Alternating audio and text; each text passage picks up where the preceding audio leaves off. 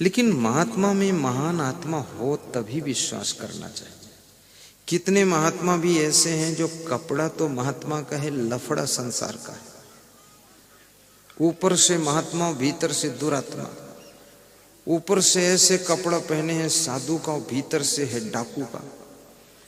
तो ऐसे साधु की भी पहचान करो, नकली से थोड़ा बचा करो। नकली माल सब जगह मिलता है और साधुओं में भी नकली साधु भी रहते हैं, उनसे भी बचो।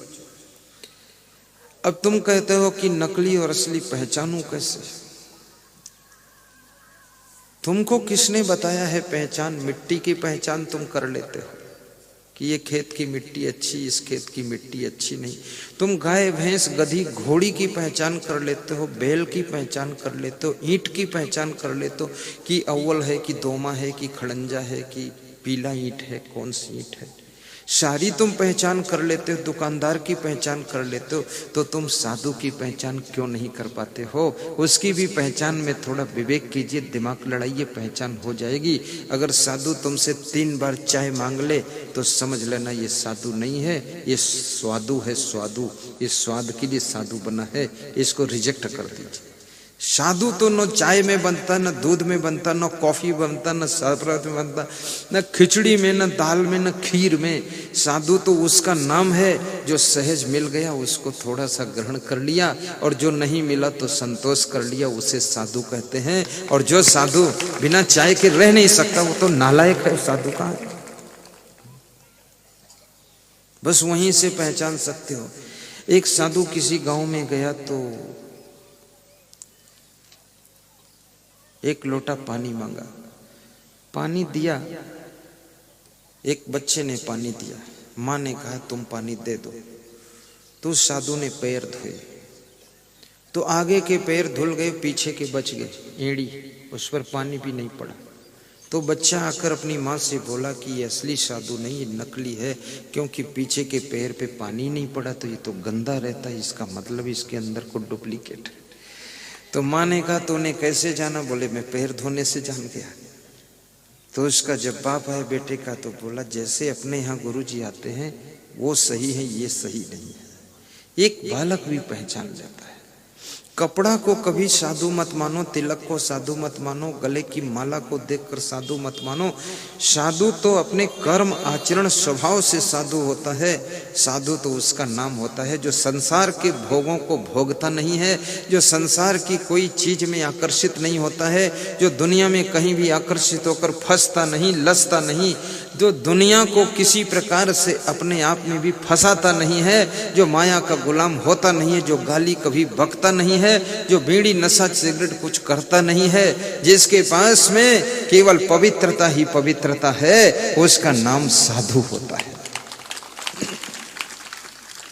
अभी कुंभ मेला प्रयागराज में होने जा रहा है, इसमें साधु बहुत आए हैं, लेकिन उसमें से मुश्किल से 5% साधु है, 95% तो खतरनाक भस्मासुर आया है।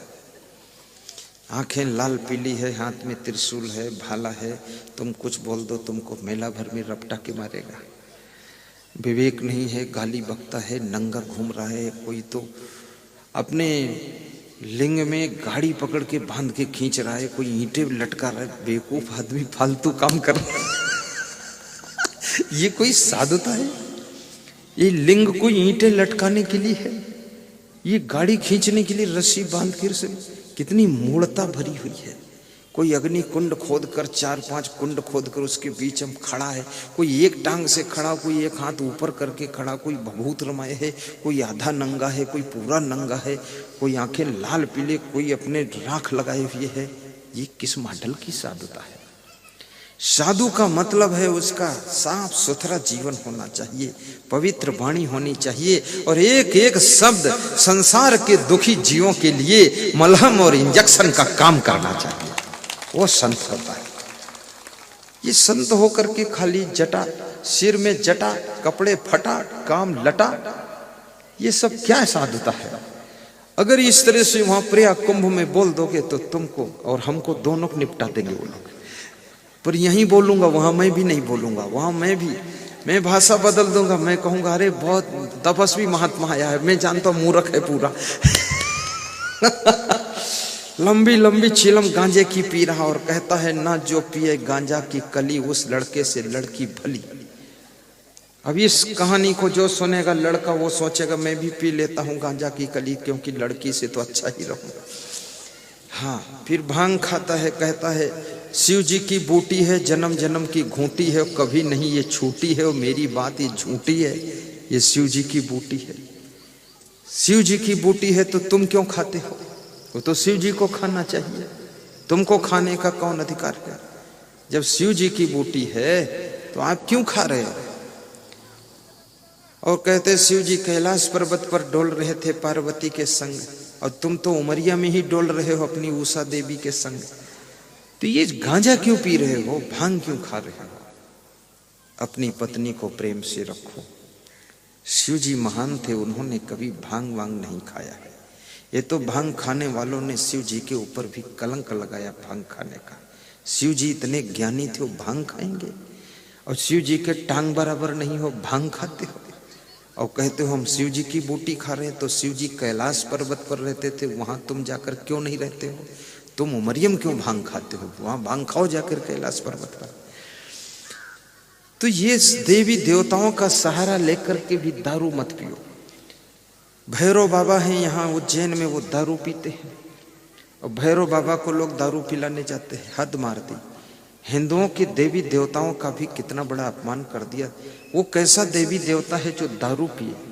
और भैरव बाबा दारू कभी न पीते हैं, न मंगाते हैं, न उनको पसंद है। बिना उनसे पूछे, बिना जाने समझे दारू उड़ेल रहे हैं। आधा बोतल भैरव बाबा पर डालते हैं, 2 बोतल स्वयं पीते हैं और फिर भजन गाते हैं कि रघुपति राघव राजा राम, और पता न पावे सीता राम, और शाम हुई तो 200 ग्राम, ईश्वर अल्लाह तेरे नाम, रघुपति राघव राजा राम। कितने खिलाड़ी लोग हैं। बाबा जी तुम भी हंसा करो, नहीं तुम्हें भांग खिला दूंगा। रात में लोग इतना थके थकाए हैं, मैं देख रहा हूं लोग धीरे धीरे ढीले ढीले होते जा रहे हैं। अब ये भी सोच रहे हैं कि राम बनने को बताया गुरुजी ने, लक्ष्मण बनने को बताया और भरत बनने को बताया है, शत्रुघ्न, और ये तो बताया नहीं कि मेघनाद भी बनो कभी कभी। मेघनाद गर्जना है। रावण और मेघनाद कभी मत बनो। आपका जीवन सुखी हो। कोई तीरथ कोई मुंडित के सा, पाखंड मंत्र भरम उपदेशा। कबीर साहब कहते हैं कितने लोग पाखंड और आडंबर फैलाने में लगे हुए। गुजरात में एक साधु बोलता था कि गाय का गोबर घोल लो और उसमें गोमूत्र डालकर पी लो तो बच्चे हो जाते हैं। अब ऐसा आडंबर फैला दिया, लोग गाय का गोबर भी घोल घोल कर पी गए, लेकिन बच्चा बच्चा कुछ भी नहीं हो। ये तो गनीमत रही नहीं, कोई गाय का बछड़ा पैदा हो जाता और गड़बड़ होता।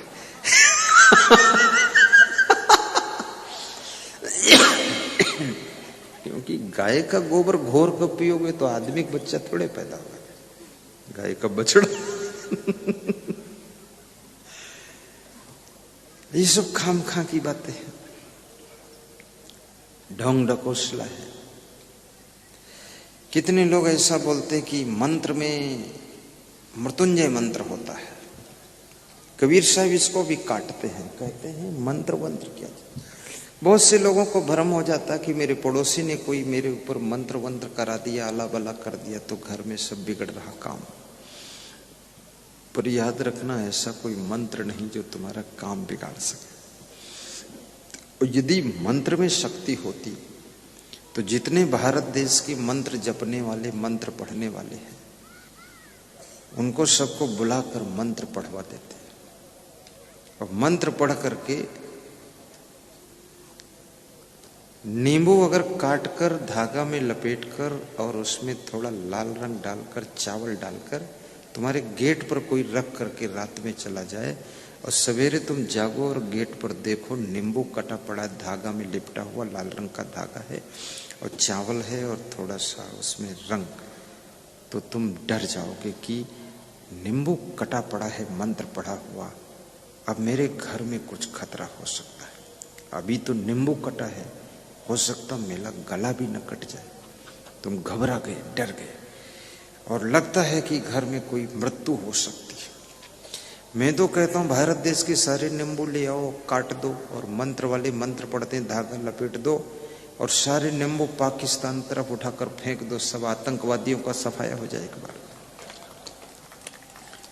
अरे तुम्हारे नींबू फेंकने से एक मच्छर भी मरने वाला नहीं, फालतू नाटक में पड़ गया।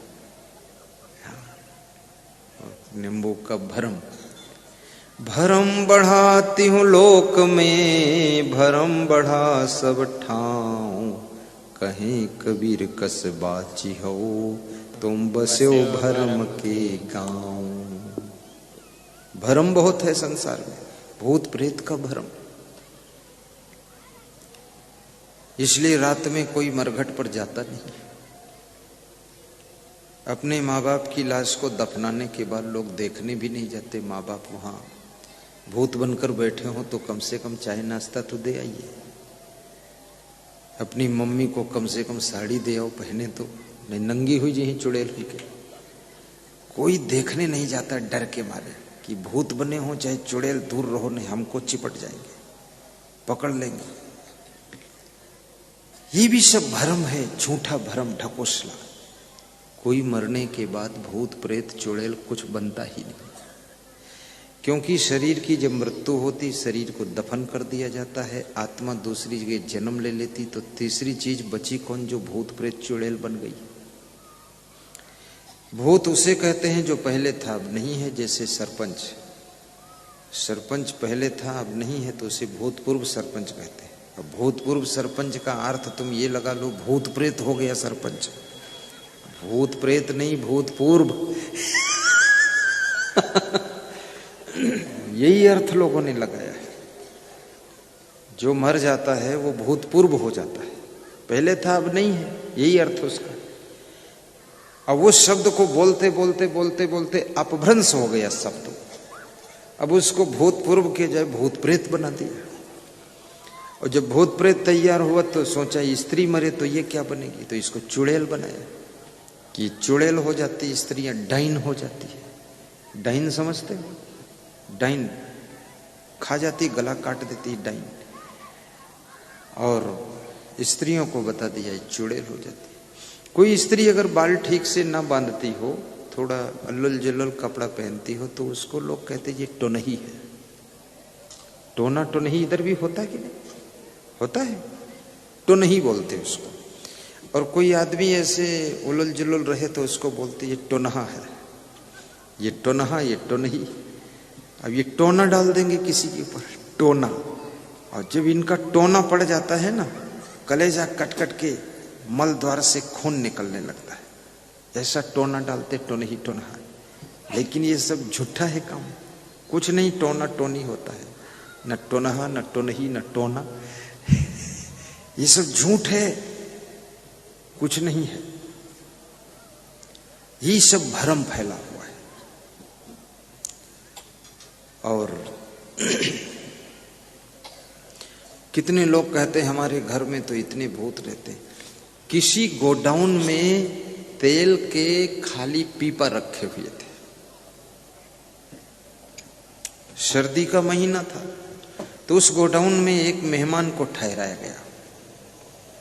तो उस मेहमान से कहा गया कि इस गोडाउन में कुछ भूत प्रेत भी रहते हैं, तो रात में वो सब एक पीपा से निकलकर दूसरे पीपा में घुसते हैं। तो दिन में गर्मी, रात में ठंडी, तो रात में पीपा सिकुड़ते थे। तो रात में जब मेहमान सोया तो उसको पीपों में, दिन में पीपा गर्मी के कारण फैल गए और रात में ठंडी के कारण सिकुड़ते थे, तो थोड़ा आवाज होती थी। तो मेहमान को लगा कि अब रात पूरी हो चुकी है, अब भूत जो है एक पीपे से निकलकर दूसरे पीपे में घुस रहे हैं, इसलिए आवाज हो रही है। घबराहट हो गई उसको, तो जोर से चिल्ला कर निकल कर भागा, अरे भूत है। तो घर मालिक ने कहा पहले ही बताया था, तुम भूत मानते नहीं थे, इसलिए भूतों में आपको बिस्तर दे दिया, आखिर अब भागे तुम वहां से। उसको बुखार आ गया, सुबह तक बीमार हो गया। तो तो घर मालिक ने कहा कि भूत वूत नहीं है, वो तेल के खाली पीपे है, वो गर्मी में दिन में फैल जाते हैं, रात में सिकुड़ते तो वो आवाज होती थी, बाकी कुछ नहीं, भ्रम है केवल। तो इस भ्रम में भी मत फंसो। कोई ज्योतिषी आपकी भाग्य रेखा बता दे, तुम सोचो कि हम सौभाग्यशाली हो जाएंगे, वो भी भ्रम है। अभी एक आदमी मेरे पास में आया, उसकी रेखा मैंने देखा तो उसकी भाग्य रेखा, जीवन रेखा, सूर्य रेखा, हृदय रेखा, बुद्ध रेखा और वक्ता की रेखा, बुद्ध रेखा, सब रेखाएं बहुत अच्छी थी। और वो आदमी बहुत कबाड़ी था, वो बिल्कुल भिखमंगा जैसा धक्का मुक्का खा रहा था। और मेरे से बोला मैं तो बर्बाद हो गया, और मेरे को जहाँ बैठता हूँ वहीं लघुशंका हो जाती है, और मेरे लड़के ने धक्का मार दिया और सब कुछ हो गया। तो हमने कहा रेखा तो बहुत अच्छी बाबा। बोले रेखा ही रेखा बची है, बाकी कुछ नहीं बचा है।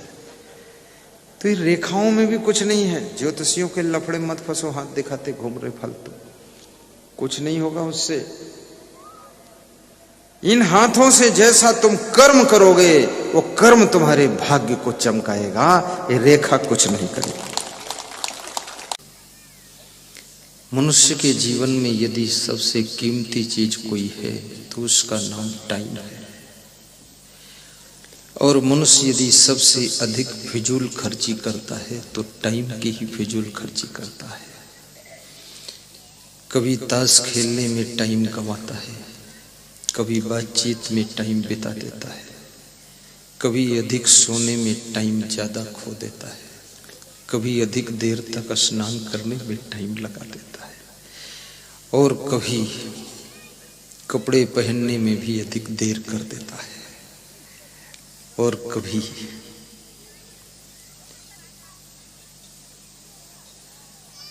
मनुष्य लड़ाई झगड़ा करके जेल में जाकर भी टाइम को बर्बाद कर देता है। जेल में भी रहकर टाइम बर्बाद हो जाता है। किसी गांव से एक भैंस भागती जा रही थी, तो भैंस भाग करके जंगल में पहुंची। तो जंगल के बंदरों ने उसको रोका और पूछा, भैंस देवी तुम क्यों भाग रही हो? तो भैंस ने कहा, पूछो मत, तुम भी भागो, भागने से बच सकते हो। तो बंदरों ने पूछा कि हादसा क्या हुआ है? बोले गांव में पुलिस आई है, गिरफ्तारी हो रही है इसलिए मैं भागी हूं, तुम भी भागो, क्योंकि पुलिस का क्या भरोसा, गांव में गिरफ्तारी करने के बाद जंगल में भी छानबीन कर ले, इसलिए भागो। तो बंदरों ने कहा, घटना क्या घटी है? तो भैंस ने बताया कि रात में कोई जंगल से मतवाला हाथी गया था, उसने किसी के मकान की दीवार गिरा दी है। तो उस दीवार के नीचे एक आदमी दब करके मर गया है। अब पुलिस जोर पकड़ चुकी है, क्योंकि पुलिस को अपराधी पकड़ना ही है। तो बंदरों ने कहा कि हाथी ने गिराया है तो भैंस को क्यों गिरफ्तार करेंगे, तुम क्यों डर रही हो? तो भैंस ने कहा कि पुलिस का कोई भरोसा नहीं है, असली अपराधी नहीं मिलता है तो किसी को भी गिरफ्तार कर लेती है, क्योंकि पुलिस को अपनी नौकरी भी बचानी है। यदि अपराधी को पकड़ ना सके तो पुलिस किस काम की? इसलिए मैं जान बचाकर भागी।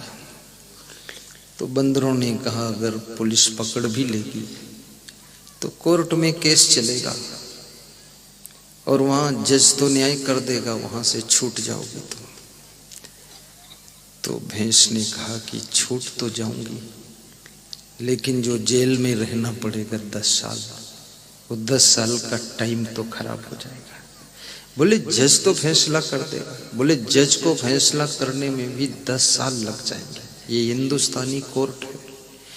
जज को सिद्ध करने में लग जाएगा कि ये भैंस है कि हाथी है, इसमें 10 साल निकल जाएगा, तो मेरा टाइम खराब होगा, इसलिए मैं भाग रही हूं। भैंस भी जानती है कि टाइम खराब ना करो, लेकिन हमारे देश के नर नारी बुद्धिमान शिक्षित लोगों को ये ज्ञान नहीं है, वे अपना टाइम खराब करते हैं।